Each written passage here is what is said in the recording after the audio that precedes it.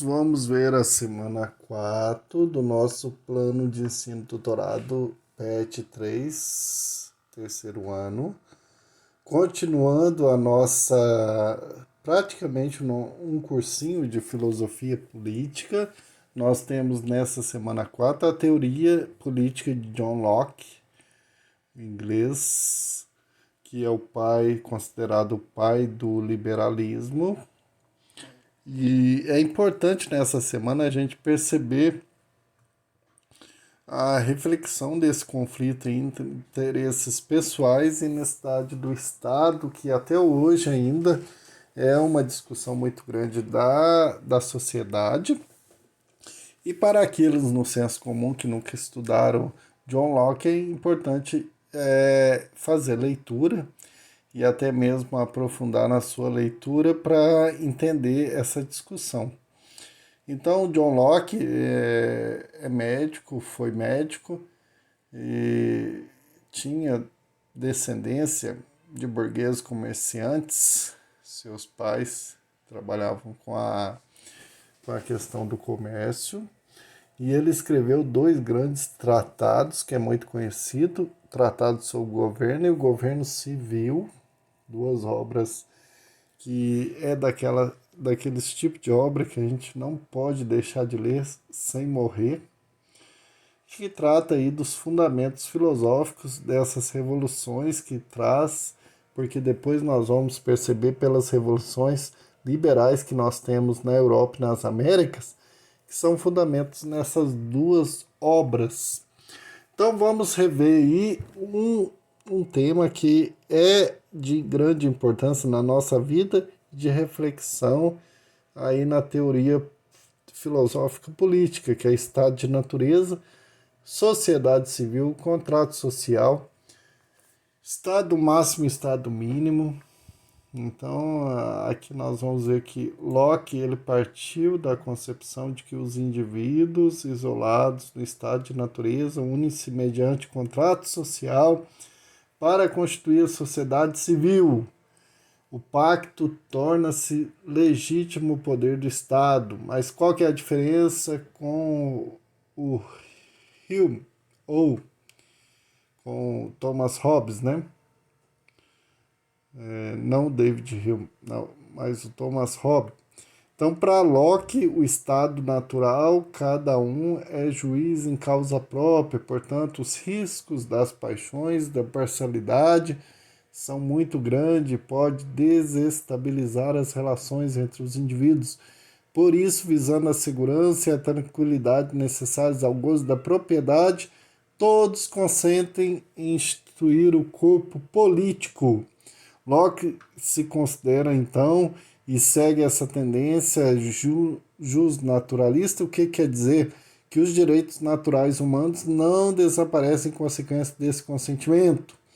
Então, se o Estado ele defende essa questão do contrato social, e para ele o estado de natureza, nós precisamos, o ser humano, ele se percebe que ele precisa se unir para ter uma maior segurança e constituir assim, a sociedade civil através de um contrato para que possa ter maior segurança, mas isso não quer dizer, diferente de Hobbes, nesse sentido, né, que Hobbes, o Estado é absoluto, o ser humano tem que abdicar, tem que renunciar a todos os seus direitos individuais para que o Estado possa ser forte. John Locke vai dizer que tem que ter esse contrato, sim, mas esses direitos naturais que nós temos de liberdade, de poder cultivar os nossos próprios interesses, têm que ser preservados. Então, nós temos um contrato com os governantes, com aqueles que vão liderar o Estado. Se caso eles romper, que contrato é assim, direitos e deveres de ambas as partes.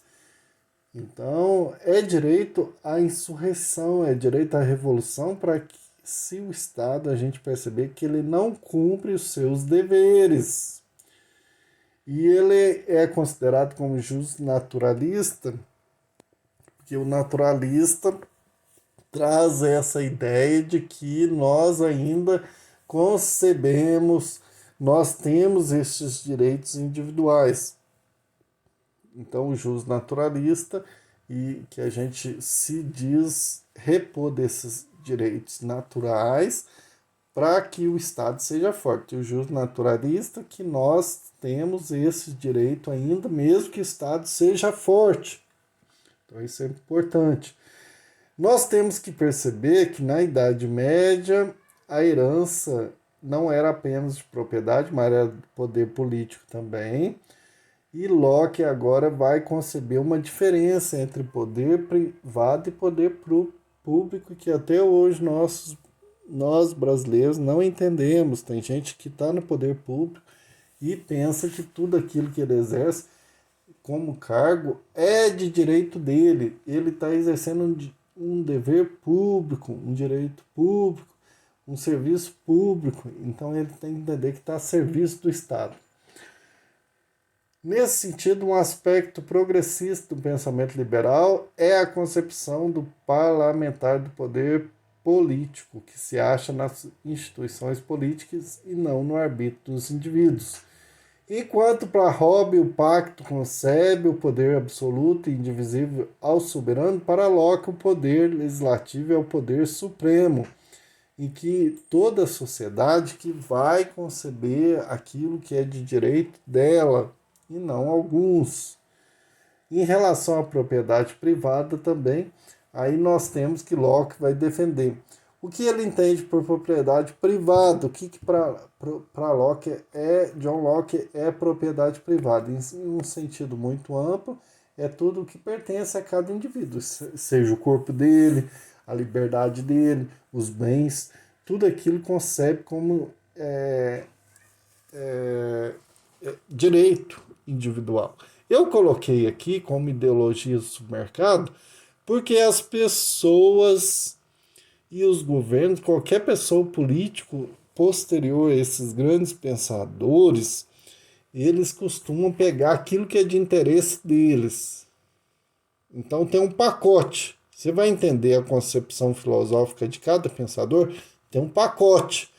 Quando a pessoa pega um pedaço do Locke, pega um pedaço do Hobbes, pega um pedaço ali do Montesquieu, pega um pedaço de Maquiavel, então você está fazendo apenas aquilo que a gente costuma fazer no supermercado, né? Nós vamos pegando aquilo que é de nosso interesse, a gente vai escolhendo aquilo que é do interesse. Isso daí não ajuda em nada, não te leva a perceber o que significa o pensamento de cada autor e o que ele significa no dia de hoje. Então, tem muitos que se dizem liberais no Brasil e, na verdade, são conservadores e até extremistas. Então, tem que ter muito cuidado nesse sentido. Nessa semana, nós temos diversas atividades que relacionam com John Locke. Uma beta, duas abertas, 3, 4, mais 3 objetivos, são 5 atividades que correspondem a essa semana, que diz respeito ao pensamento político de John Locke, que é bom estudar, principalmente para aqueles que estão preparando para o Enem. Esse autor é importantíssimo, porque sempre cai, e é uma das concepções importantes para a gente discutir na nossa vida e também em preparação para o Enem. Bons estudos, boa leitura, bom aprofundamento. Vejam aí a segunda parte, que diz respeito a uma questão do Enem de 2018, de Merleau-Ponty, e até a próxima aula. Então, alunos, nessa segunda parte, em que sempre a gente, nos nossos vídeos, tem uma análise mais detalhada, com exemplos do Enem, questões que aparecem no Enem. Nós temos uma questão filosófica, de introdução à filosofia, sobre o Enem de 2018, que caiu do Merleau-Ponty. É importante para quem está preparando para o Enem perceber aí as estratégias, os elementos principais para sua argumentação, que ajuda a ter interpretações de outras questões em relação principalmente à redação. Nós temos um texto que vem do Elogio da Filosofia de Merleau-Ponty, um grande filósofo aí contemporâneo, que diz o seguinte: o filósofo reconhece-se pela posse inseparável do gosto da evidência e do sentido da ambiguidade. Então coloca aí um elemento que a ciência ela busca a evidência, mas o filósofo ele tem entre a evidência e a ambiguidade porque ele está sempre questionando. Quando se limita a suportar a ambiguidade, esta se chama equívoco. Sempre aconteceu que mesmo aqueles que pretenderam construir uma filosofia absolutamente positivista ou positiva, só conseguiram ser filósofos na medida em que simultaneamente se recusaram o direito de se instalar no saber absoluto. O que caracteriza o filósofo é o movimento que leva incessantemente do saber à ignorância, da ignorância ao saber, e um certo repouso nesse movimento. Então é importante a gente perceber que a filosofia, apesar que em certas épocas, principalmente na modernidade, sempre foi confundida como ciência, de certa forma positiva, pragmática. É claro que nós temos diversos métodos de pensamento, diversos modos, mas o pensamento ele está em movimento constantemente. Então ele não chega no fim, nem ele é um começo. Ele é um movimento constante de questionamento, de busca, de aperfeiçoamento e não tem sempre uma parada, porque é o que nos torna seres humanos. Então esse texto do Merleau-Ponty apresenta um entendimento acerca dos elementos constitutivos da atividade do filósofo, que se caracteriza por... Então qual que seria a partir do texto, desse pequeno parágrafo que nós temos, desse fragmento, daquilo que Merleau-Ponty escreveu, qual que é a característica do filósofo? Então nós tivemos 5 alternativas, a gente sabe que é a letra D a resposta, mas vamos detalhar aqui. A letra A, reunir os antagonismos das opiniões ao método dialético. Reunir os antagonismos, os contrários. Então acaba sendo dúbio aqui, né? Das opiniões do método dialético. O método dialético é a busca constante do diálogo de oposições. Ajudar a clareza do conhecimento ao inatismo das ideias. Aqui é o racionalismo. Inatismo das ideias é as ideias que já nascem conosco. Ajudar a clarificar essas ideias que já nascem conosco. Associar a certeza do intelecto à imutabilidade da verdade, ou seja, a verdade não muda, como eu acabei de dizer, né? O pensamento filosófico está sempre em mudança. E aquelas ideias inatas também, como se já tivessem fixa. E os antagonismos, o método dialético, eles como se estivessem sempre em oposição. E a letra D, conciliar o rigor da investigação à inquietude do questionamento. O que acontece muito no Enem, igual se você pega a letra A, ela pode ser exata naquilo que a gente pode ter de diversas opiniões ou diversas argumentações sobre a filosofia. Como pode ser a B e a C também. Mas aqui, ó, o texto, que o texto apresenta? Ele percebe que há esse rigor, igual eu disse, há uma questão da ciência e, ao mesmo tempo, a posição do filósofo que está sempre inquieto. Então, não basta só ter alternativas, essa daqui é uma questão até que eu considero assim de médio conhecimento, porque não basta somente ter a questão da resposta correta, é o que pede o texto. E o texto do Merleau-Ponty ao mesmo tempo que mostra que o pensamento filosófico é um pensamento científico e ao mesmo tempo aberto, porque ele é inquieto, ele sempre está se questionando. A letra E, compatibilizar as estruturas do pensamento aos princípios fundamentais. Pode até ser uma alternativa que considera elementos da filosofia importantes aqui, mas é o que diz no texto? Compatibilizar essas estruturas do pensamento aos princípios fundamentais, isso é só ciência. A filosofia vai muito mais além.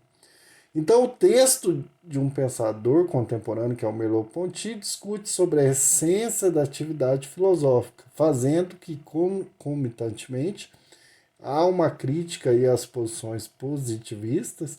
A ciência é isso, e dogmáticas do saber filosófico. Então, há uma navegação entre aquilo que é e aquilo que pode ser, ou aquilo que deveria ser. Então, o filósofo não é simplesmente um cientista, não é simplesmente um futurista, é alguém em movimento, sempre questionando.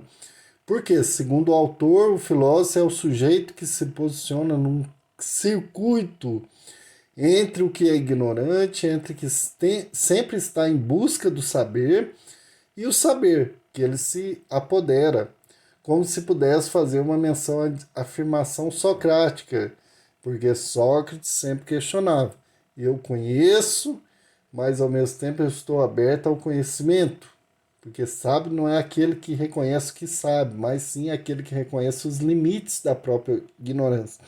E esses limites não são simplesmente eu já sei, mas eu percebo que eu sei o que eu deveria saber, o que pode ser sabido. De modo que o questionamento, sempre pulsante, deve ser justamente o que proporciona o movimento do pensar, a dúvida e a resposta, componente da reflexão filosófica. Aí que está o que os jovens hoje, principalmente essa geração nossa, tem dificuldade, e aí tá os nossos governantes que aproveitam, né, dessa dificuldade de dizer que filosofia não serve para nada, mas a filosofia está nesse momento em que há a dúvida e a resposta, mas ela está sempre num processo de movimento, de busca constante de questionar. O filósofo não é aquele que encontra a resposta não é aquele que deixa de encontrar ela também. Ele está em movimento. Isso daí é importantíssimo.